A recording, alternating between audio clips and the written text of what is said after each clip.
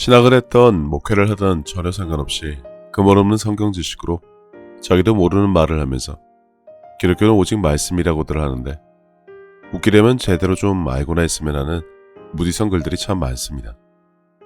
말씀에 능력이 있다는 것조차 모르는지 다른 능력은 없으면서 안전제일, 고객만족과 같은 영혼 없는 구호나 외치듯 오직 말씀이라고는 하는데 그러면 말씀을 다 행하는 것이 당연하지만 전혀 그렇지 않고 활자로만 배워서 구호처럼 외치는 오직 말씀. 뭘 어쩌자는 것인지 알아봤으면 합니다. 십자가 복음의 핵심이 예수님이 대속인 것은 교회밥 좀 먹어봤으면 누구나 아는 내용인데 그래서 그분의 은혜와 회개와 죄사함 등의 뻔한 레퍼토리로 흘러가서 뭘 어쩌자는 걸까요? 정작 성경에 결초 보온을 하듯 이것만 붙잡고 있으라고 되어 있지 않은데도 불구하고 그러니 계속 궁금하다는 겁니다. 이게 끝입니까?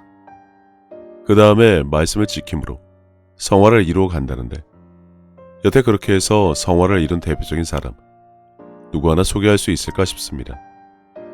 게다가 이러면 성령 충만해진다는데 그게 말이나 되는 소리인지도 궁금하네요. 신학을 하면 뭐합니까? 말씀으로 성령 충만해진다는데 그래서 지금 다니시는 교회에 성령 충만해진 사람 누구 있습니까? 오직 말씀으로 살아내서 표적이 따르고 예수님의 이름으로 무엇을 하는 사람이라도 있던가요? 예수님의 부활 승천 후 베드로가 미문화 만전병이를 일으킨 것처럼 예수 이름으로 무엇을 하는 사람을 말합니다.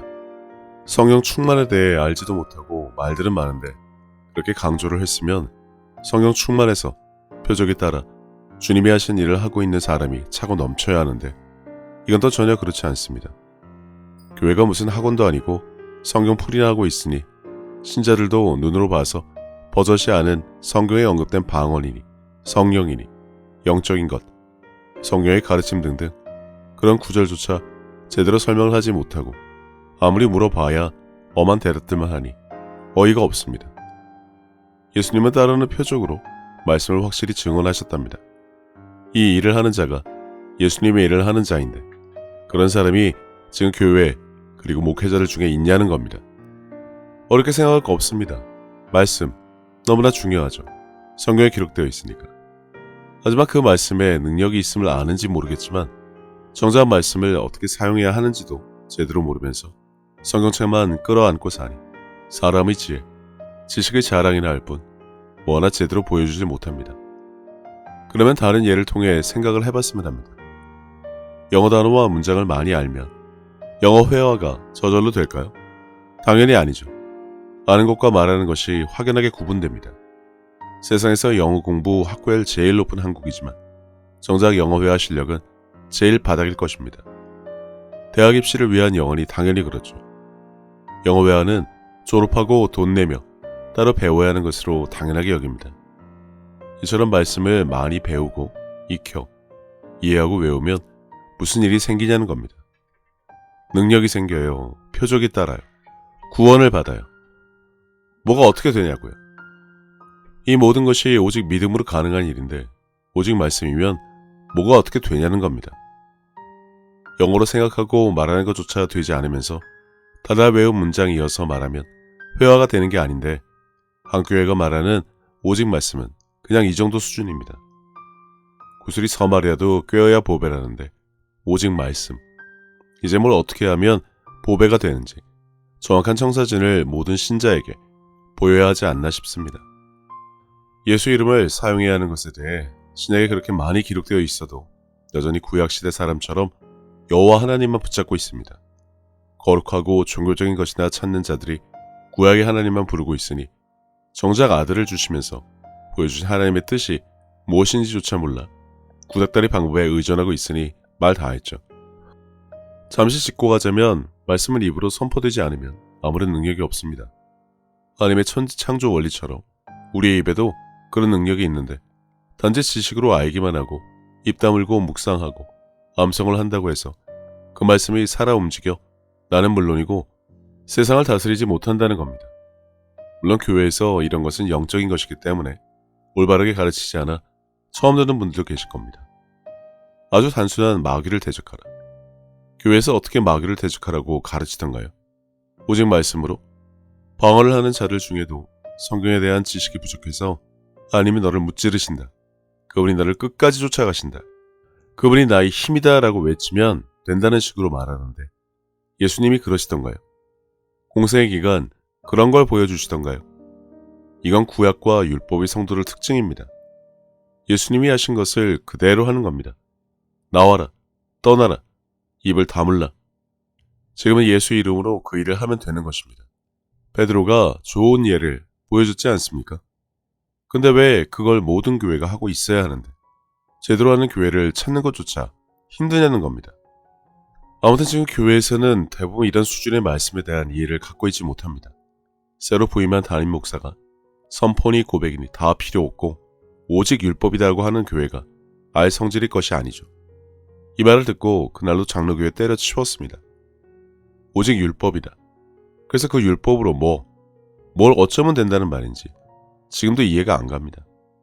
아무리 들어주려고 해도 그냥 의미 없는 구호제창으로밖에 들리지 않으니 좀 더 보겠습니다. 그러면 무엇을 말하느냐? 말씀이 네게 가까워 내 입에 있으며 내 마음에 있다 하였으니 곧 우리가 전파하는 믿음의 말씀이라.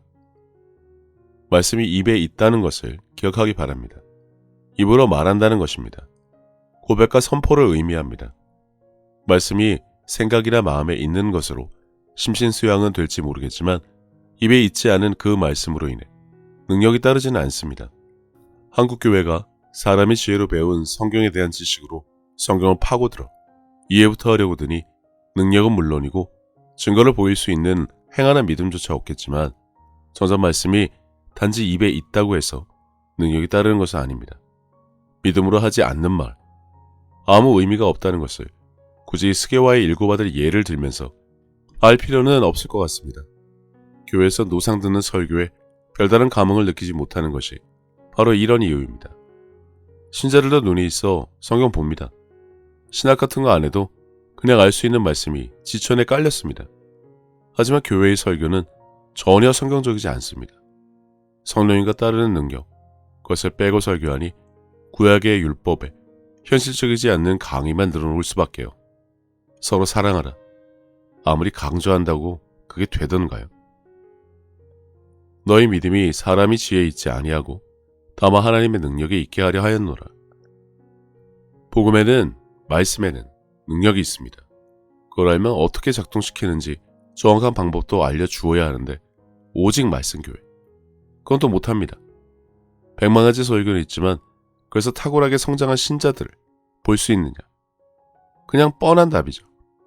근데 정작 지금까지 나눈 문자로 기록된 말씀이나 말이나 믿음이 중요한 것이 아니라 능력이 중요하다는 것을 보면 말씀과 말 그리고 믿음 위에 무엇인가 더 필요한 것이 있어야만 능력으로 연결된다는 것을 일단 아시고 또 뭐가 있을까요? 아무리 좋은 음식 재료가 있어도 요리를 못하면 그 재료의 맛을 살리지 못합니다. 말씀도 이와 같습니다. 성경을 달라 외우는 몇 명의 사람들을 아는데 성경에 대한 영적인 이해와 지식은 그냥 꽝입니다. 단순하게 성경 어디에 무슨 말씀이 있는지 바로바로 튀어나오는 것이 전부인 경우가 많습니다. 그리고 사람들은 이걸 부러워합니다. 성령의 가르침에 대한 지식이 전무하면 그럴 수밖에 없습니다. 보혜사, 곧 아버지께서 내 이름으로 보내실 성령, 그가 너희에게 모든 것을 가르치고 내가 너희에게 말한 모든 것을 생각나게 하리라. 잠시 경험을 통한 성령의 가르침이 무엇인지 보충 설명을 하자면 성령님은 예수님이 하신 모든 말씀을 필요에 따라 제게 생각나게 해주십니다. 갑자기 성경 구절이 팝업처럼 떠오른다? 적절한 비유는 아닌데 아무튼 그런 식으로 생각나게 해주십니다. 그리고 무엇인가 말씀에 대해 궁금해서 깊이 묵상을 하다 보면 제가 전혀 알지 못하던 말씀의 뜻을 풀어서 들려주시기도 합니다. 무엇에 대해 생각을 하는 명령도 주시고요. 당장 전화통화를 해야 할 사람을 떠올리게 해주셔서 걸어보면 마침 그 사람이 고민하고 있던 문제가 있는 것을 알고 제가 충분히 차고 넘치도록 도운 일도 많습니다. 물론 일상 대화처럼 성령님과 수시로 대화하는 분들도 계시지만 전 아직 그 수준이 아닙니다. 당연히 부럽기도 하고 아주 많이 답답합니다. 하루도 빨리 그 수준에 오르고 싶은데 그게 하루아침에 되지를 않아. 그런데 방언으로 매일 기도해서 성령 충만해지는 방법 말고는 없습니다. 다른 영상을 통해 나누었지만 말씀으로 성령 충만해지지 않습니다. 오직 방언기들을 통해 영을 성장시키는 것 말고 다른 방법이 없는데 오직 말씀 주장하는 교회는 말씀이면 된답니다.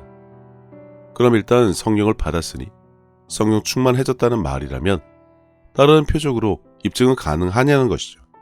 방언을 하고 손을 얹으니 병이 떠나가고 귀신을 쫓고 그냥 안 됩니다. 추상적인 말이죠. 어차피 모르는 성령 충만, 오직 말씀이니 그거면 된다고 하는데 아무튼 교회에 성령 충만한 사람, 따르는 표적으로 입증할 수 있는 사람 없습니다. 아무리 떠들어봐야 없어요. 예수의 이름으로 무엇 하나 제대로 하는 것을 볼 수조차 없습니다. 그리고 고작 한다는 말이 치유는 2000년 전에 끝났다고 합니다. 제자들 이후에 그런 일이 없다고 합니다. 그런 논리라면 제가 롤 모델로 삼은 스데반은 그럼 도대체 어떻게 그 자리에 올라가게 되었는지 설명도 못합니다. 바알 선지자가 한 일이랍니다. 예수님이 그놈들이 병 주고 약 주면 집안이 바로 서겠냐는 비유를 알려주셔도 막무가내로 바알 선지자가 한 것이랍니다. 어떻게 하면 바알 선지자가 되는지 시작부터 결과까지 그거 누구도 알려준 적이 없는데 무조건 그렇답니다. 신자들이 호갱에 바보 멍청해 무슨 병신으로 하는지 장난질도 유분수지 마지막 때에 거짓 선지자가 설친다니까 그렇답니다. 끝은 예수님이 오시면 땅끝까지 복음이 전해지면 그때가 바로 끝입니다. 정작 예수님은 아버지만 아신다는 일을 사람이 무슨 근거로 지금이라니. 아무튼 속 편한 족속들이라고 누누이 말하는 이유입니다. 내가 만일 내 입으로 예수를 주로 시인하며 또 하나님께서 그를 죽은 자 가운데서 살리신 것을 내 마음에 믿으면 구원을 받으리라. 사람이 마음으로 믿어 의에 이르고 입으로 시인하여 구원에 이르느니라. 성경의 구원은 말씀으로도 아니고 율법으로도 아니고 입으로 시인하는 것이라고 하시면서 마음으로 믿어 의에 이른다고 합니다. 여기서 말하는 믿어, 믿는 것, 믿음에 대해 교회가 무엇이라 설명하는지 하도 다양해서 알 바 아니고 여러 영상에서 나누었지만 믿음은 제대로 갖추기나 하면서 오직 말씀이라고 떠드는지 늘 궁금합니다. 말씀과 믿음은 결코 분리될 수 없고 성경에 구원은 믿음으로 가능하다고 분명하게 기록되었어도 일부 교회가 주장하는 것처럼 말씀으로 구원받는다는 것은 있지도 않으니 예조차 들지 않았습니다. 그렇게 알아서 그 다음에 믿음으로 연결되고 구원으로 연결되고 표적이 따르는 믿음으로 연결되냐고 묻고 싶어 그럽니다. 이건 되면서 오직 말씀이라는 뜻모를 이야기를 하는지 말입니다. 말씀도 몰라, 능력도 없어. 그런데 오직 말씀. 이 율법책을 내 입에서 떠나지 말게 하며 주여라 그것을 묵상하여 그 안에 기록된 대로 다 지켜 행하라. 그리하면 내 길이 평탄하게 될 것이며 내가 형통하리라. 하다못해 구약에도 입에서 말씀이 떠나지 말게 하라고 기록되었는데 왜 대형교회 담임 목사가 오직 율법이라면서 고백과 선포는 의미가 없다고 하는 것일까요? 웅변을 하듯 말씀을 외워서 고래고래 소리 지르는 것을 의미하진 않아 보여서 그럽니다. 분명 구닥다리 구약에도 지켜 행하란 말이 있습니다. 규범을 따르는 것으로 충분하다는 말인데 구약시대라 어쩔 수 없습니다. 성령을 받은 적이 단 한 번도 없는 그들의 한계일 뿐입니다. 지금 교회와 목회자들이 성령을 받지 못해 방언조차 하지 못하는 모습은 그때나 지금이나 다르지 않다는 것입니다. 구약에 당연히 없는 신약의 말씀. 왜 신약이라고 불렸을지 생각이라도 해보면 이해할 수 있습니다. 새로운 약속, 이전의 약속이 있다는 말과 같은데 두 개의 사과를 쥐고 있으라는 의미로 주시지 않았을 것 같습니다. 예전에는 이랬는데 지금은 이래야 한다. 교통법규도 이런 경우가 많으니 올바른 이해를 갖기 바랍니다. 구약과 율법을 떠받드는 자들은 그럼 그걸 없는 것으로 여기란 것이냐며 또 개거품을 물겠지만 구약은 한마디로 이 땅에 오실 예수님에 대한 예고편과도 같습니다. 천지 창조에 출애굽기에 중요한 이야기들이 많죠. 예수님이 공생에 반짝 이벤트로 여기고 다시 과거로 돌아가려는 교회와 목회자들을 보시지 말고 그 이후 무엇을 해야 하는지 신자들은 이미 현명해서 그 정도는 판단할 수 있지만 교회에 가면 그냥 구닥다리 설교만 하는데 눈에 뻔히 보이는 것을 언제까지 덮으려고 하려는지 이해조차 안 됩니다. 여전히 궁금해서 그런데 오직 말씀 위주의 교회가 좋은 교회라는데 도대체 그 말씀으로 뭘 어쩌자는 건가요? 신학을 신봉하는 사람들에게 주로 능력이 따르지 않고 성경을 받거나 방언을 하지 못하는 경우가 많은데 성경을 지식으로, 그건 다 학문으로 대하기 때문입니다. 남이 만든 책 가지고 배운 자들의 한계고요. 사람이 지혜로 배운 잡다한 지식은 머리에 많을지 몰라도 정작 믿음과 능력은 정반대로 갑니다. 만약 오직 말씀 위주의 교회라면 성경 암송을 말하진 않을 것 같습니다. 말씀에 따라 산다, 말씀을 행한다, 뭐 이런 의미로 오직 말씀이라고 하는 건가요? 아니면 말씀은 학문으로 파고들어 이해하고 지식으로 가져야 한다는 건지 도무지 알 수 없지만 그래서 말씀을 믿음으로, 그 행함으로 능력이 따르냐고 묻습니다. 말씀 자체에 능력이 있습니다. 베드로가 미문에서 안전뱅이를 일으켰을 때 어떻게 하던가요? 성경 구절을 인용하던가요? 나사렛 예수 그리스도의 이름으로 일어나 거르라는 성경에 전혀 기록되지 않은 말을 했습니다. 하지만 성경에 기록된 예수 이름으로 분명한 일을 했습니다. 그리고 그 앞에는 내게 있는 이것을 준다고 했는데 그게 바로 예수의 이름입니다. 다른 영상에서 깊이 다루겠지만 베드로는 이미 예수님의 이름을 가지고 있습니다. 그 이름에 권세와 능력이 있습니다. 잠시 관련된 말씀을 좀 보겠습니다. 내 이름으로 무엇이든지 내게 구하면 내가 행하리라.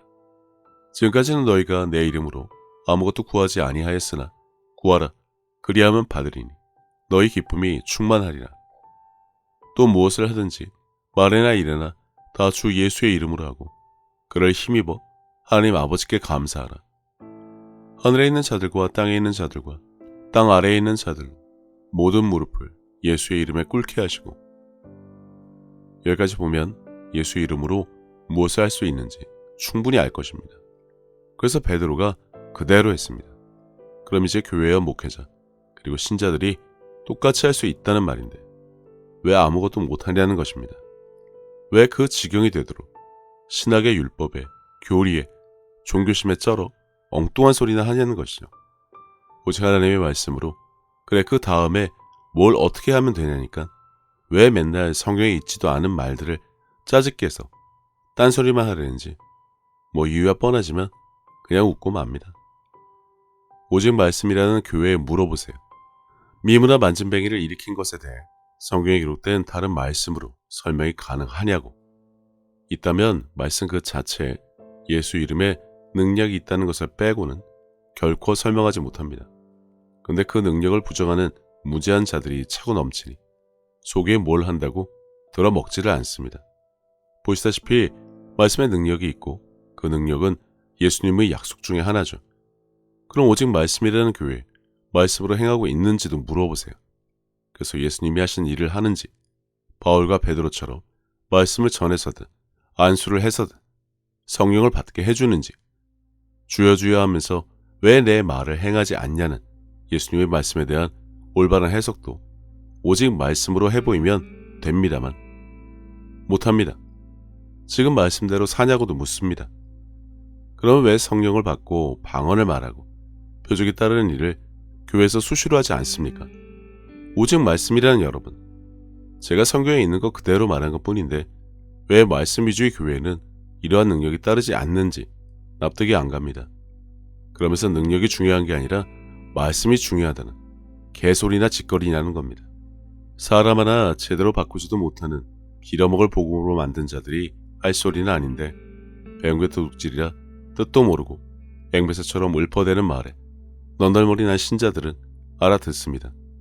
말씀 따로, 믿음 따로, 행함 따로라면 몰라도 예수님이 공생의 기간 그렇게 하시지는 않은 것 같은데 왜 말씀 위주의 교회라면서 그 말씀으로 무엇을 어떻게 해야 하는지조차 왜 분명하게 설명하지 못하는지 신자들이라도 가만히 생각해 보시기 바랍니다. 영상 길어지니 다음 영상을 위해 미리 오프닝 이벤트로 만든 이번 영상은 여기까지 하고 의문을 가지고 교회와 목회자들에게 물어봐서 답을 구하면 될 것 같습니다. 다음 영상은 성경적인 좋은 교회 골라 다니기입니다. 잘 아시다시피 교회 바꾸는 거 직장을 옮기는 것처럼 쉽지 않습니다. 하지만 박혁 이후 여태 교회에서 한 설교와 각자가 성경에서 본 것에 대한 이해가 서로 달라 궁금증을 가진 신자들이라면 심각하게 고려는 해봐야 할 것 같아 올바른 기준을 알려드리겠습니다.